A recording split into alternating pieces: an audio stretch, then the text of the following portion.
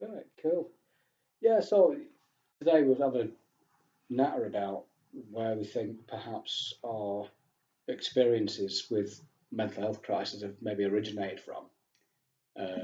I think for people watching this, this could be a bit emotional, a bit traumatic for others watching. So, Yeah,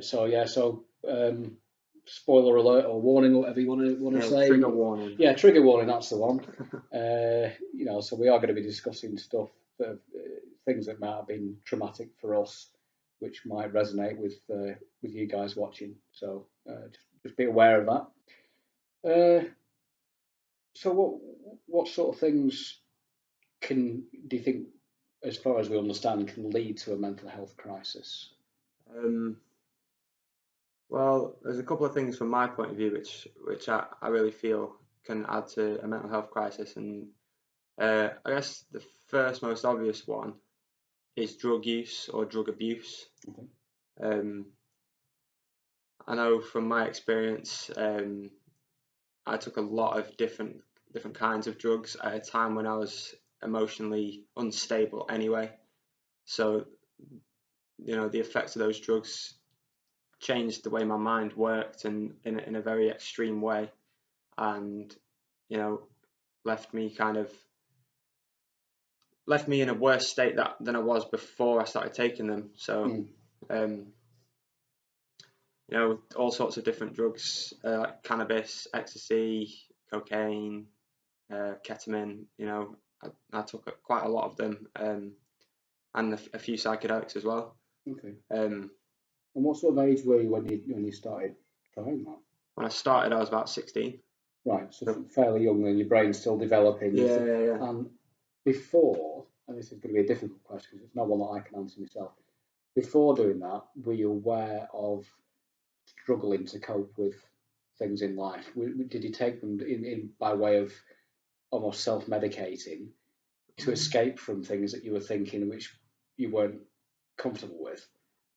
Honestly, don't know how to answer that. I think it might have been some subconscious that, but I remember at the time just thinking it was a cool thing to do, Mm. and not really being properly educated in the risks and dangers of of drugs and stuff like Right. that. But maybe it was a subconscious thing that because I'd started smoking and drinking before I did more heavy drugs. Mm. Maybe I was just looking for that next sort of level of high and stuff like that. So um, yeah, I think I think there needs to be a bit more sort of education, awareness around the dangers of drug use. To be honest, and it's not going to be a popular opinion for me to have with some people, but I think that from my own experience, that it's actually can actually be quite dangerous, and it's not all peaches and cream when it comes to just taking drugs willy nilly. It can have like lifelong and really sort of life changing effects. So yeah. Yeah. I mean, for me, I mean, I only smoked. I say only smoked. My drug of choice was cannabis. I maybe got stoned for the first time when I was all of 11 years old, but it wasn't until I was maybe 16 when it was a daily or a nightly thing. I never smoked through the day, but it was, but by the time the evening came round, then I'd be skinning up another joint, and it was absolutely habitual from 16 to when I was 27. So that's like 11 years, and it got to quite a heavy usage really. And of course, all my friends, my friend circle, everyone came round to mine to have a smoke, and it was a social thing as well. But um, I would say, the last 5 years that I was smoking, I was very much aware that I'd really withdrawn. I was paranoid. I got panic attacks. I didn't get what you would say the positive sides of cannabis use were anymore. I didn't get the munchies anymore. I didn't get excited. I had to smoke it in the evening just to reach a stage of normality. In other words, when I used to smoke it, it's like you'd watch a film or listen to music and you'd be right in it, you'd be living that Mm, experience, it'd be so vivid. That had gone. yeah, So it was almost like it was just to hit normal again. And yeah, when I stopped smoking, I couldn't sleep anymore. But when I stopped smoking as well, the paranoia and the panic attacks remained. That was then a learned behaviour that carried on for a good number of years. So you had to, in effect, alleviate that paranoia and stuff like that. no, I mean, like I say, smoking, it was a case that, you know, whereas in the beginning perhaps I would smoke it with friends, and it would just be a great experience. You have a good laugh and listening to music, and it just added to the evening. Yeah. It got to the stage latterly where I was then on my own at that time. The curtains were drawn, the blinds were down. I was terrified when the phone rang. Couldn't answer it, but at the same time, I wanted to know who it was because my paranoia was setting off and wanted to know who was trying to speak to me. And oh my goodness, if anyone knocks at the door or banged at the window, I'd go and hide. I'd literally hide in my own house. And even you know, subsequent days and stuff like that. I don't know if this is entirely cannabis use, but certainly, you know, it went hand in hand with it. I couldn't go into shops. I couldn't be in crowds.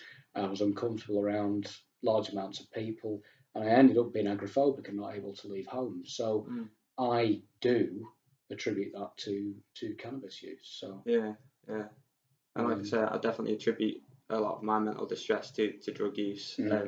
I think I've heard it said somewhere that you know, drug use can be a positive thing and it has positive benefits, but I feel like that's only applicable if you have the right sort of support around you and all that sort of stuff. I don't think they should be taken lightly on an individual and recreational basis. I think they're, you know, just like pharmaceutical drugs, they're like it's a medical sort of thing. You know, we sort of talked about like microdosing LSD and things like that. And so I think there is potential. I don't want to demonize drugs too much, but I from my own experience, definitely they've had a massive role to play in my sort of psychosis. But that's not to say that they don't have potential positive, you know, purposes. It's like a lot of things. It's moderation. You know, if you ate nothing but beef and that was it, then you would become malnourished in other areas. Yeah, you know, exactly. And it's the same with any drug or any pharmaceutical. You know, if you're using it to excess, it's a bad thing. Having said that, there are some people that have instant adverse reactions to, say, you know, you mentioned LSD. Some people can take a small dose of LSD and that's it for the rest of their life. They'll never be the same again. You know, it can be a real trigger that can set off, you know, it can set off psychosis. Exactly. I think, you know, I've certainly seen reports of that. You know, what about I mean, that's obviously drug, alcohol abuse, that sort of thing. Yeah. What about knocks to the head, being unconscious? Because I mean, you know, there's research that suggests that sometimes, you know, a mental health crisis can be triggered by a decent smack to the head.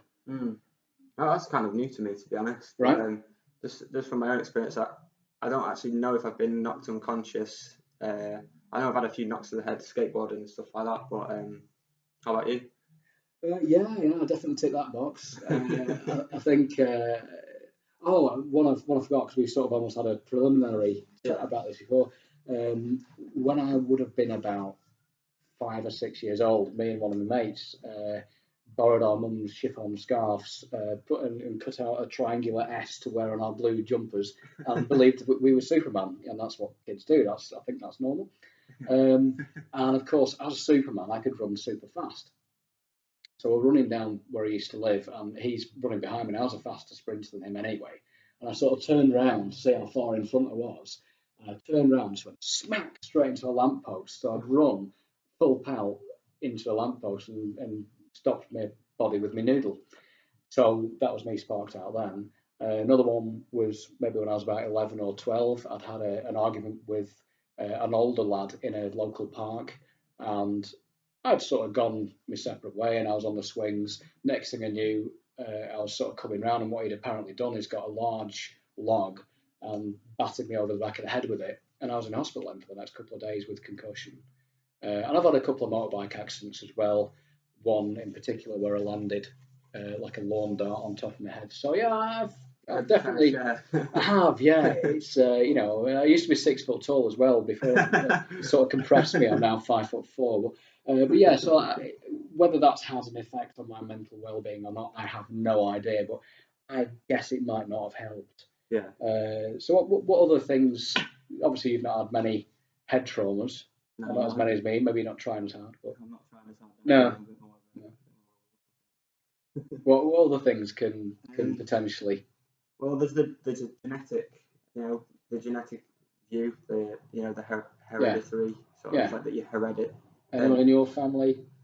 No, not dad's side, mum's side. I don't believe there was anyone in my family that had schizophrenia or any form of schizophrenia. So I take a sort of I don't really take to that view just from my own experience, but I'm aware that it could be true for other people and stuff like that. So I think even science say it's a possibility. It's not. I don't think there's any provable, as far as I know, evidence. But yeah, I mean, my dad, he went through his own depression and anxiety issues. My mum was one of the most worried people on the planet. So certainly anxiety, I think, is a learned thing more than a genetic thing. Depression can be caused by anxiety. So of course, it may not be that my dad would have naturally developed depression, but I think he did that as a response to what went on with my brother, which I'll come back to now. My brother Brian, he's 8.5 years older than me, and he has a diagnosis of bipolar, which I do too. And he went through a very traumatic time in his teenage years where he made several serious attempts on his life, and his behaviour was very chaotic because it just, it simply wasn't understood. My mum and dad just, and whether that was because it was back in the 70s or not, I think even today, I think the chances of people's parents really understanding what their son or daughter may be going through in that kind of crisis is slim. Because, I think I've said to you before, that to be a mental health recovery worker, there's a very involved distillation process of getting your candidates that have applied for the job to interviewing them, to whittling it down to that one person that might be suitable to be trained to do this sort of work. So to assume that people's parents are going to just be able to deal with that shit is perhaps naive. So yes, my brother Brian is diagnosed bipolar. His son, he's got diagnosis of schizophrenia. So I think you can fairly safely say that my family tree is full of nuts.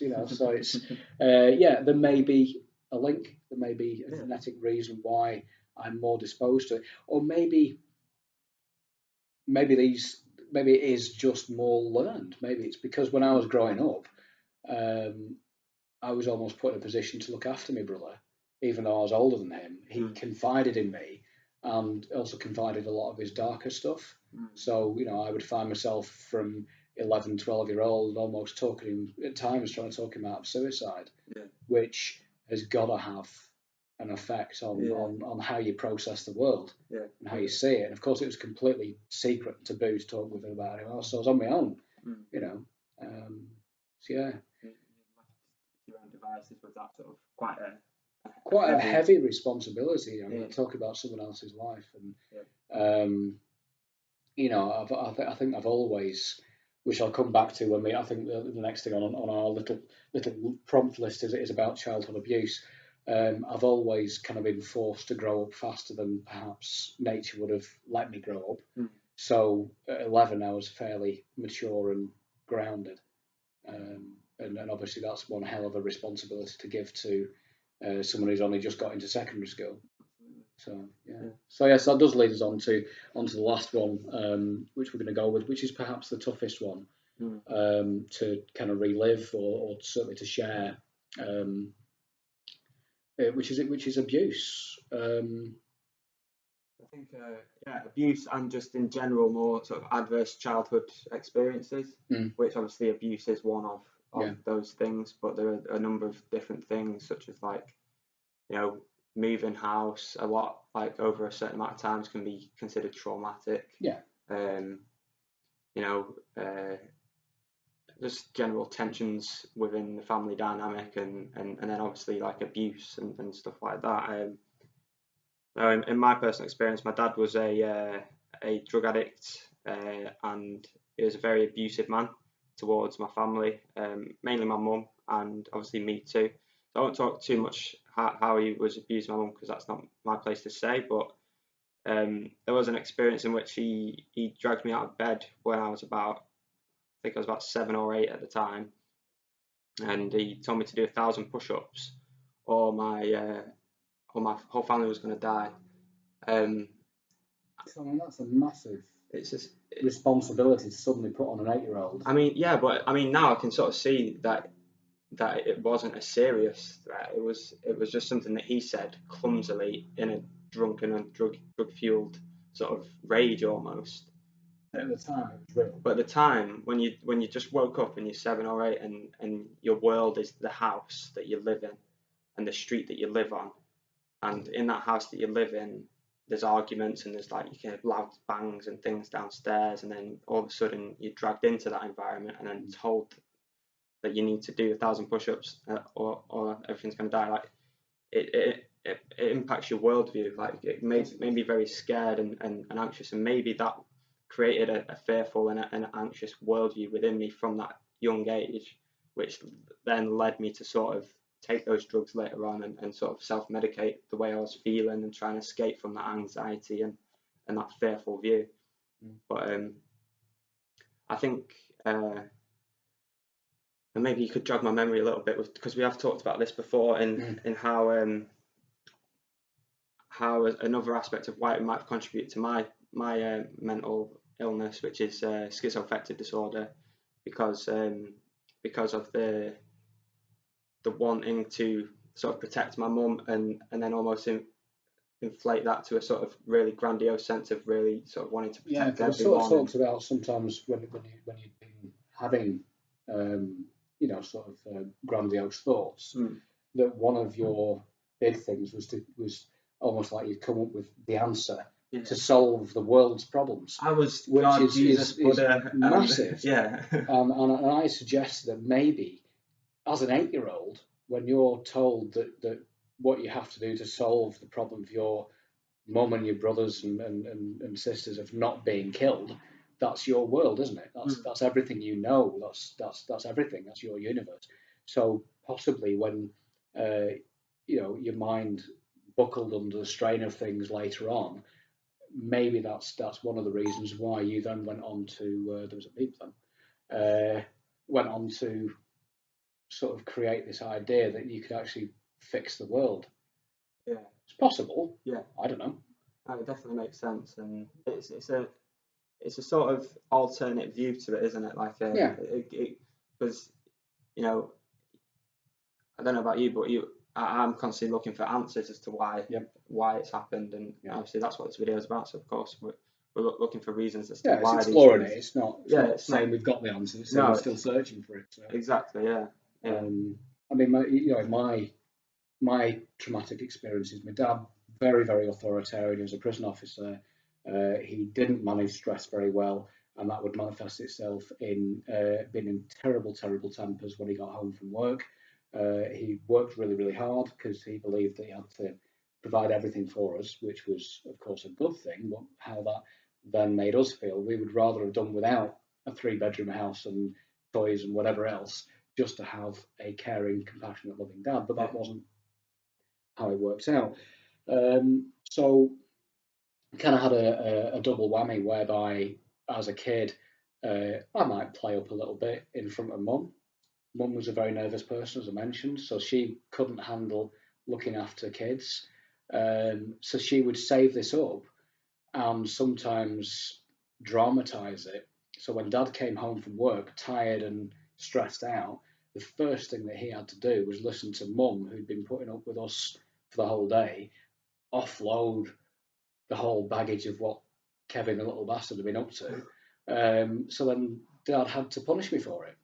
And Dad was a really scary person, and he would chase you. He'd chase you upstairs and stuff to tan your backside, and your legs couldn't move. You couldn't run. I was terrified. He never really sort of hit me, punched me physically abused me. I got slapped arse, got slapped legs, and occasionally I got a leather belt across my arse. Which, yeah, all right, folks, that's abuse, but it wasn't sort of punches in the face or bodily blows, and nothing like some people. It's still abuse, though. So Still terrifying. Wouldn't take away from your own experience. But he was really kind of sergeant major. He was Scots as well, which kind of added a bit of extra guttural kind of gusto to it.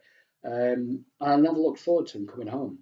You know, it was always a bad time when it was time for Dad to come home. Fun was over. Yeah. And one of Dad's things was I wasn't allowed to cry, because I got told I was crying like a little girl and I was a sissy, and I wasn't allowed to laugh or giggle because I was being silly, and that had to stop. So my emotional responses were really compressed. Yeah, that's huge. Which I think's massive. I mean, when I was 3 years old, one of the things he took it upon himself to do, I had a teddy bear, which my phone's just switched off. Well, we'll have to use your recording then. Tell you what, I'll just quickly try and switch on. Yeah, I had a teddy bear, which a lot of kids sort of use a teddy bear as the best friend. You know, this was as far as I was concerned, it was another person. This was, you know, I can't even remember what his name was, but it might have been Bob or Bert, or could have been nothing else. But you know, it meant something to me. He decided I was then at 3 years old too old to have a teddy bear, but it was childish. So he wrestled with our family dog, our Labrador, and it got ripped to shreds. So, and I was just left screaming on the settee because my friend had just been torn limb from limb. That's a bit of a fucked up situation.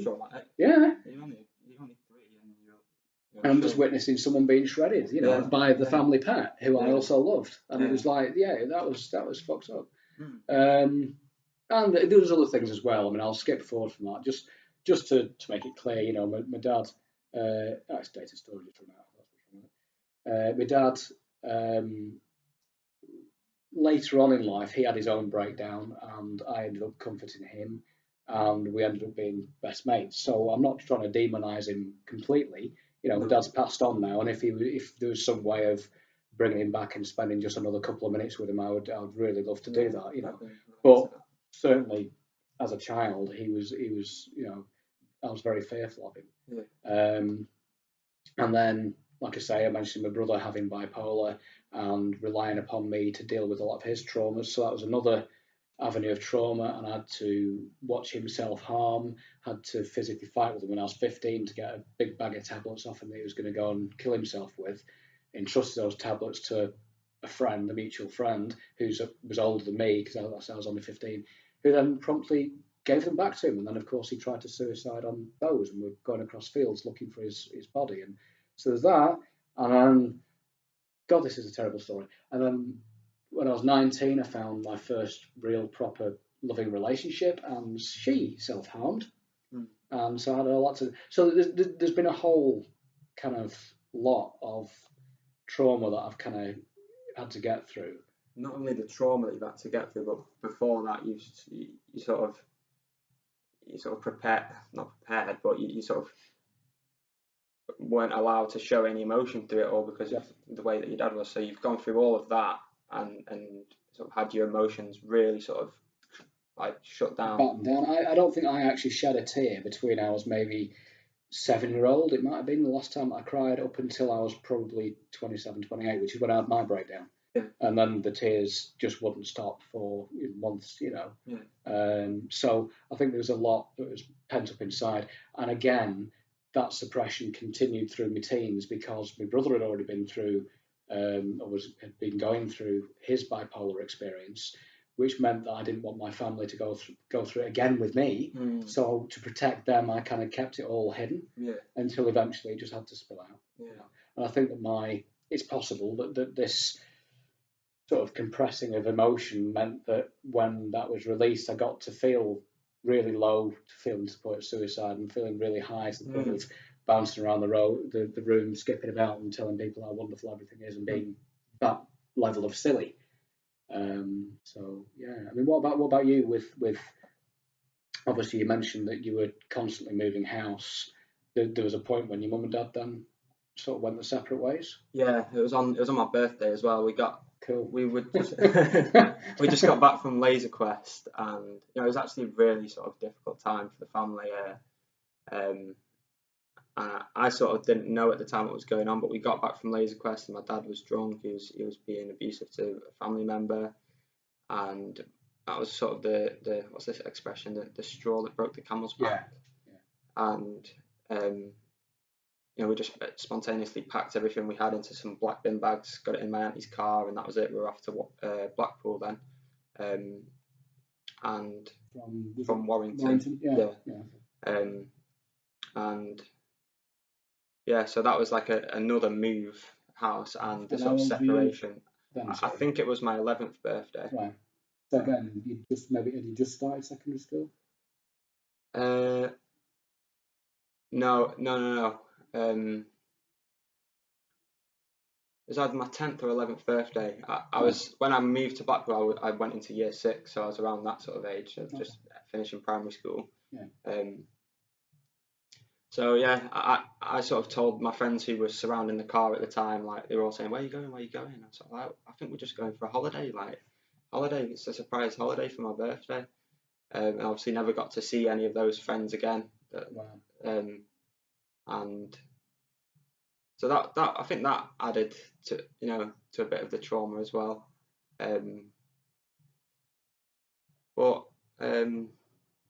Just generally moving and being unsettled and not really sure of myself as a person. I think that's the link there, at least in my mind. Moving around, not really knowing where you can settle, where you can trust your surroundings and the people around you, because for at some point you might have to move on, and so you sort of stay sort of closed off a little bit. It's like any organ in the human body. Your brain can only take so much before it then needs to kind of protect itself in a way from what's going on. And the way that I see my my bipolar is it's almost been, although not entirely helpful, a way of my mind sort of reacting to everything that's been getting put through, and then creating a very dynamic me, creating someone that goes from being really depressed and withdrawn and down to then being someone who's really high and hyper and full of ideas and energy and all the rest of it. And it's been a real journey, which we'll come to in future videos, of trying to regulate that and trying to try and get it so that I can actually have a functional life with these sort of natural ebbs and flows that are within me, or spikes even within me. And there's plenty of times when I do feel like just sporadically leaping up and seeing what happens if I just do something quite bizarre, Well, I'm aware that this feeling's building up inside me, but you sort of keep it down because it's not acceptable to just suddenly leap off a chair and I don't know. It's difficult to explain. You realise that you're getting these impulses. Or sometimes, you can just find yourself waking up in the morning just in floods of tears that just don't stop, and you can't explain to anybody why. I don't know why, but I suppose for me, certainly in later years, I've got to go to work. I've got to get my shit together and do it, and possibly, with yourself with elements of your psychosis, because obviously you have mood swings as well. Because schizo-affective is like a bit like bipolar, but with the added benefit of seeing or hearing things, or maybe having in your manic phases, just like my manic phases, you come up with all sorts of ideas which are maybe not as grounded as they perhaps ought to be. But just as real. Sort of makes sense at the time, and it's interesting because I know you write stuff down as well, to reflect on that when you're feeling a bit more, should we say, settled, and think, right, okay, I can see where I was coming from with that, but it's not really the way that it ought to have gone. Well, I also think that those high moments where you have insight, or you have have a lot of bubbling ideas about things, I think that they're important, and like you say, maybe they don't make as much sense in hindsight when you read back on them, but I think that doesn't demean the value of them. I think they're, if you experience the suppression and compression of emotion, first of all, it's only natural for it to expand and go one or two ways. And if it'd be, how bad would it be if it expanded like that? Like we only got the lows and we didn't get to experience like something a bit happier, and so it's a nature sort of equilibrium within the mind of giving us like a really positive experience, like maybe ones that we felt robbed of as children, like positive children, like positive experiences, reliving those experiences in an adult's body. Being a child again, perhaps. Yeah, but in a scenario where you're not supposed to act like a child because you look like an adult, so it's kind of a bit like, it's annoying. It's really annoying. You're like a baby in a man's body. Yeah, exactly. There's a moment you get an urge to just flick someone in the bollocks with an elastic band because it'd be fun, and apparently that's just not etiquette in an adult world, But yeah, I think I'm right in assuming that whatever phase you've been in, you've always been aware of your sense of self. You've always been you. You've just been thinking differently or acting differently, perhaps. And I think to not have validation for that is damaging. Maybe we'll come back to that. Yeah, I think another time, because I think that's how people react to our different swings or different ideas. I think that's an important thing for another video. We've explored a little bit about like why we think we've experienced like mental distress, and a little bit into psychosis as well, and bipolar. But I hope you enjoyed the video, and next time we'll talk a little bit about sort of the diagnosis itself and all the issues surrounding that. So yeah, hope you liked it. See you later. See you later.